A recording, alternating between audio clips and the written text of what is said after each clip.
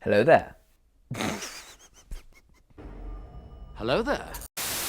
Today's topic is continuation of last week's. How volcanoes shape the planet and affect animals, including humans.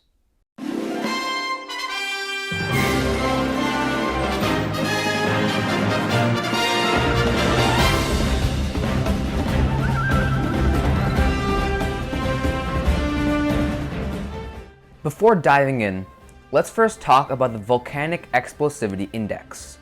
The VEI is a scale that determines the explosivity of a volcanic eruption on a scale of 0 to 8. However, similar to the pH scale, with each increment they become 10 times stronger. So an eruption with a VEI score of 4 isn't twice as strong as one with the score of 2. It's 100 times stronger. So it's really a scale from 0 to a million, but not really because it's exponential.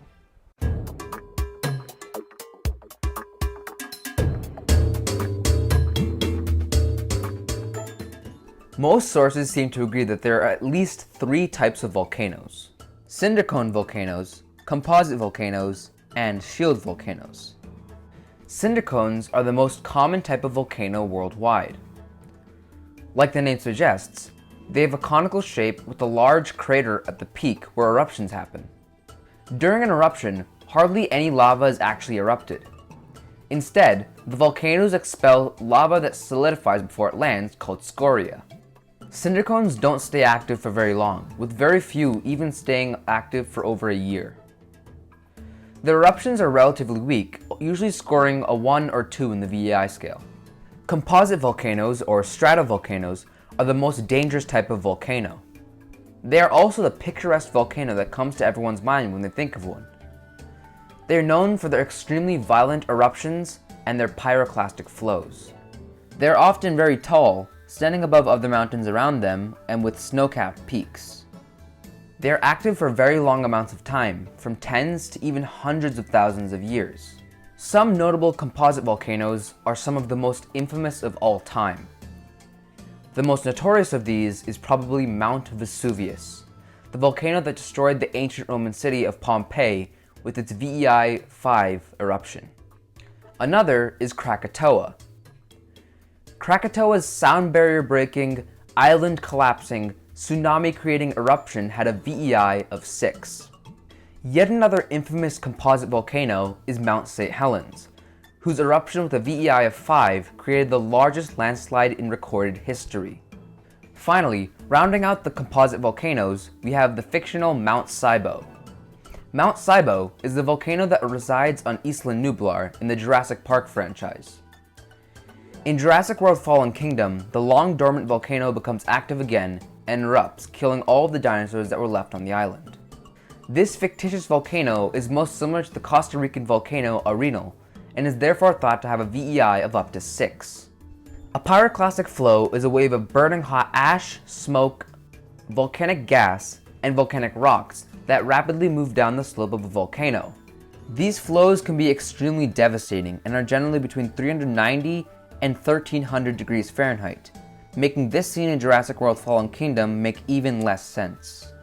The final general type of volcanoes are shield volcanoes.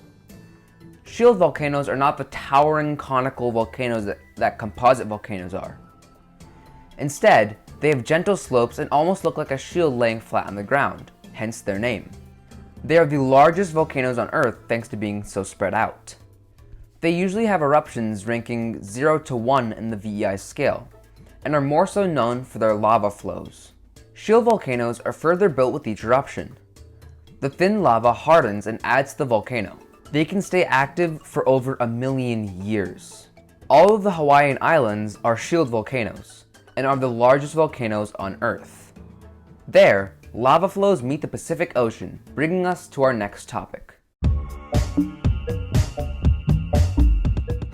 According to the US Geological Survey, over 80% of Earth's surface is of volcanic origin. Volcanoes create land when erupted lava cools down, usually through contact with the ocean, creating land. On land, shield volcanoes are the best for this job. The lava flows from shield volcanoes extend coastlines when they meet the sea. However, Underwater volcanoes are a whole other story. When an underwater volcano erupts, an island can be created from the rock. Remember, these are ocean volcanoes, so they're spewing magma directly from the mantle.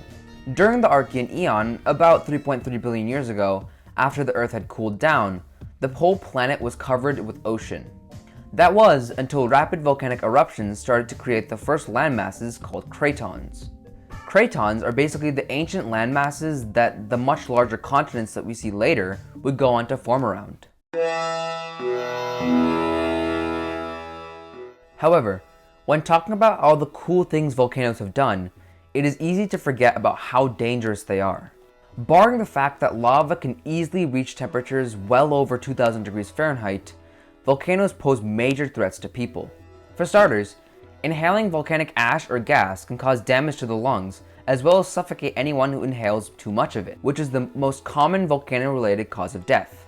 This ash is very difficult to clean up, because it is made of dust-sized particles that can go literally anywhere and cause mechanical failures in things like cars and computers. It doesn't help that ash at a microscopic level is essentially the same as glass. Yikes! Second, eruptions hurl large chunks of hardened lava into the air, which can both cause harm to humans as well as property damage. This isn't as much of an immediate threat to people. Additionally, the landslides that composite volcanoes can create, like Mount St. Helens, can be very dangerous to people. And that's all I have for this week. I know I kind of teased you with the prospect of supervolcanoes last week, but you'll have to wait till next week to see that. I don't know, I kind of figure these out as I go.